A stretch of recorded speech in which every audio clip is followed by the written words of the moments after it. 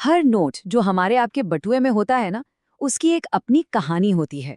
एक ऐसी कहानी जो किसी हाई सिक्योरिटी प्रिंटिंग प्रेस से शुरू होकर देश के कोने कोने तक का सफर तय करती है। वाकई ये एक कमाल की यात्रा है। तो सवाल ये उठता है कि एक बिल्कुल नया कड़कड़ाता हुआ नोट किसी दूर दराज शहर के एटीएम तक आखिर पहुंचता कैसे है। चलिए आज इसी दिलचस्प प्रक्रिया के हर एक कदम को समझते हैं। तो देखिए, इस पूरे सफर की शुरुआत होती है नोटों के जन्म से। और ये जन्म होता है भारत के सिर्फ 4 बहुत ही खास और बेहद सुरक्षित प्रिंटिंग प्रेसों में। ये जो 4 प्रेस हैं, इन्हें 2 अलग-अलग संस्थाएं चलाती हैं। 2 को चलाती है SPMCIL, मतलब security printing and minting corporation of India limited, जो कि भारत सरकार की है। और बाकी 2 को चलाती है BRBNMPL, यानी भारतीय रिजर्व बैंक नोट मुद्रण प्राइवेट लिमिटेड, जो कि सीधे RBI के अंडर आती है। ये चारों प्रेस नासिक, देवास, मैसूर और सालबोनी में है। 16 अरब, जरा इस आंकड़े पर गौर कीजिए। ये सिर्फ मैसूर और सालबोनी की प्रेसों की सालाना छपाई की क्षमता है। इससे अंदाजा लगता है कि हमारी अर्थव्यवस्था को चलाने के लिए कितने बड़े पैमाने पर नोटों की जरूरत पड़ती है। मतलब ये कोई छोटा मोटा काम नहीं है, एक बहुत बड़ा ऑपरेशन है। तो जब नोट छप जाते हैं तो उन्हें कड़ी सुरक्षा के बीच पहुंचाया जाता है भारत के मनी मास्टर कंट्रोलर यानी भारतीय रिजर्व बैंक के पास। और यहीं से शुरू होता है इनके सफर का अगला और बहुत ही अहम पड़ाव। अब बात करते हैं RBI की, यानी भारतीय रिजर्व बैंक की। इस पूरे ऑपरेशन का सेंट्रल कमांड यही है। RBI ही वो संस्था है जो ये पक्का करती है कि पूरे देश में करेंसी का फ्लो एकदम सही और बिना रुकावट के चलता रहे। तो प्रिंटिंग प्रेस से निकलकर ये ताज़े नोट सबसे पहले पहुंचते हैं RBI के इशू ऑफिस में। इसे आप एक तरह का गेटवे समझ सकते हैं, जहां से करेंसी ऑफिशियली बैंकिंग सिस्टम में एंटर करती है और अपने देशव्यापी सफर के लिए तैयार होती है। पूरे देश में ऐसे 19 इशू ऑफिस हैं, जिन्हें बहुत सोच समझकर अलग अलग जगहों पर बनाया गया है। आप सोचिए, जम्मू से लेकर तिरुवनंतपुरम तक ये ऑफिस इस बात को पक्का करते हैं कि देश के किसी भी कोने में कैश की कमी न हो। RBI के इन सेंट्रल हब से पैसा आगे बढ़ता है एक बहुत बड़े होलसेल नेटवर्क में, और यही नेटवर्क इस पूरे डिस्ट्रीब्यूशन सिस्टम की रीढ़ की हड्डी है। 2800 से भी ज्यादा। सोचिए, इतने सारे करेंसी चेस्ट हैं पूरे देश में। यही वो विशाल नेटवर्क है जिसकी वजह से हमें देश के किसी भी हिस्से में आसानी से कैश मिल पाता है। तो आखिर ये करेंसी चेस्ट हैं क्या चीज? आसान भाषा में कहें तो ये RBI के लोकल एजेंट की तरह काम करते हैं। ये असल में कमर्शियल बैंकों की बहुत ही ज्यादा सुरक्षित तिजोरियां होती हैं, जो RBI के बिहाफ पर अपने इलाके में कैश को रखती भी हैं और बांटती भी हैं। ये जो RBI और बाकी बैंकों के बीच की पार्टनरशिप है, ये बहुत जरूरी है।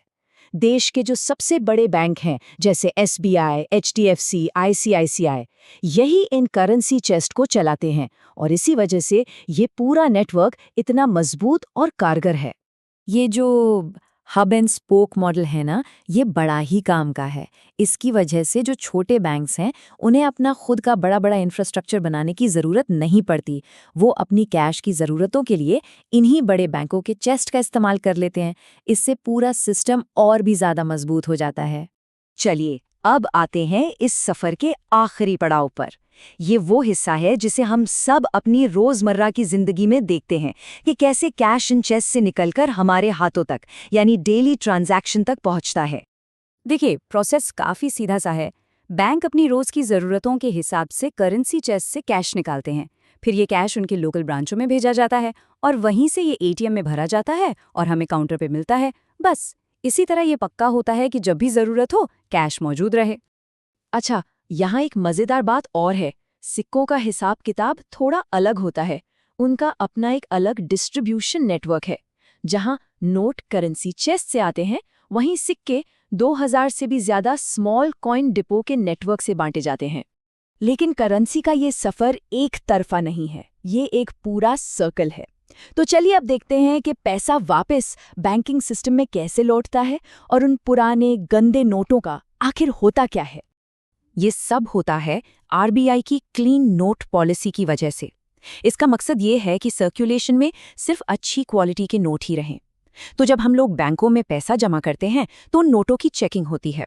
जो नोट फिट होते हैं उन्हें वापस सर्कुलेशन में भेज दिया जाता है, लेकिन जो फटे पुराने या गंदे होते हैं उन्हें सिस्टम से हमेशा के लिए हटाकर नष्ट कर दिया जाता है। लेकिन ये जो इतना बड़ा डिस्ट्रीब्यूशन सिस्टम है, ये सिर्फ इकोनॉमी के लिए ही जरूरी नहीं है। इसका एक बड़ा ही दिलचस्प असर पड़ता है नोट कलेक्टर्स की दुनिया पर भी, जिन्हें न्यूमिज्मेटिस्ट भी कहते हैं। कलेक्टर्स के लिए इसका मतलब ये है कि ये इतना बड़ा सिस्टम हर तरह के नोट को हर जगह बराबर नहीं बांटता। हो सकता है कि किसी खास प्रीफिक्स यानी नोट के सीरियल नंबर से पहले के अक्षर या किसी खास इनसेट वाला नोट किसी एक इलाके में ज्यादा मिले और दूसरे में बहुत कम, और इसी से बनती हैं कुछ दिलचस्प रीजनल रेयरिटीज, मतलब किसी खास जगह पर मिलने वाली दुर्लभ चीजें।